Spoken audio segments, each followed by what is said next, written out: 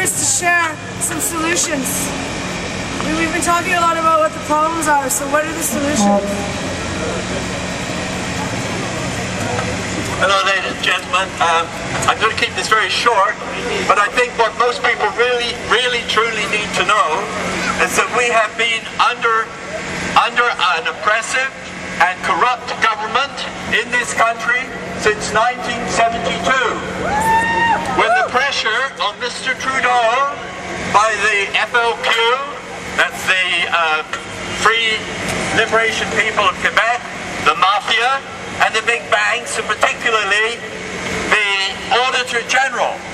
Now, the Auditor General in that cabinet happened to be the bagman for the alcohol bankers, who are in fact the Canadian Mafia. I brought to the attention of the Governor General and the RCMP at that time that a fraud was about, this is 1972, remember, in 1972 I went back to Ottawa and I pointed out to those august people that they were about to engage in one of the biggest financial frauds ever known on the planet. And that is precisely what they did. And if you go to your websites and your emails and you go to the computer, essentially, you go to Google, and if you haven't already seen it, look up 12-year-old girl explains the banker's fraud. It's very clear that there would be no serious challenges either to the Aboriginal people and their fair share of the wealth of this country, and there would be no need for taxes. That is where we were in 1972, after the Bank Act had run, which was started in 1934, had run 5 years of war, had built the largest highway ever, practically, had built the biggest commercial fleet, third biggest commercial fleet, and the St. Lawrence Seaway, all of which brought no debt to the Canadian people.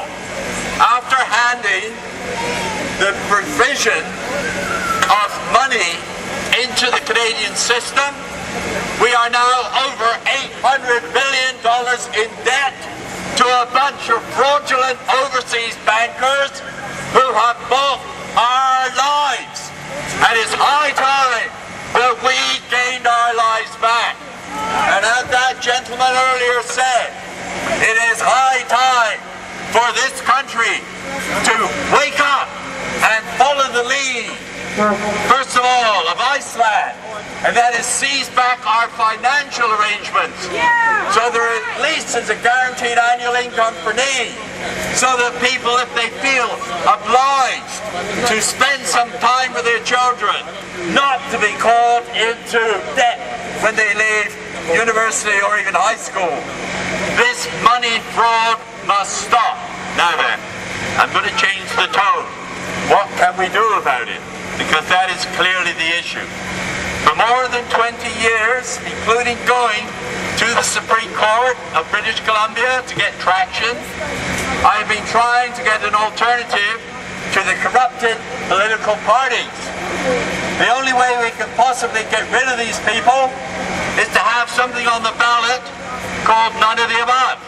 And then what happens? Should if the Canadian people have woken up enough, what would happen if that got a majority in any riding? Well, I'll tell you, we'll adopt the Aboriginal way of doing business, and there will be men's circles and women's circles meeting separately, seeking accord among themselves so that we can ensure proper gender balance in the affairs of this country.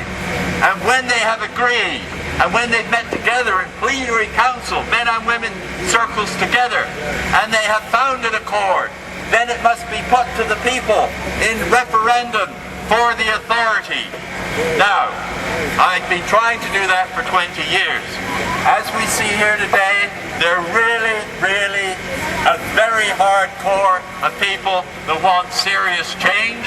But what I'm suggesting to all of you is, if you have the opportunity, meet with your friends in men's circles and women's circles initially.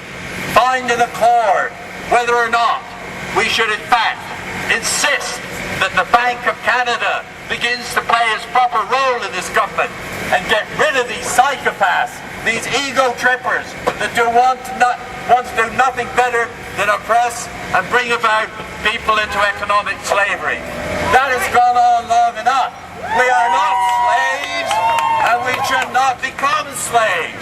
I'm calling upon Commissioner Paulson, the head of the RCMP, to immediately arrest the Prime Minister, what I like to call the Crime Minister, who's taking us down to a destruction of this planet. Enough is enough is enough!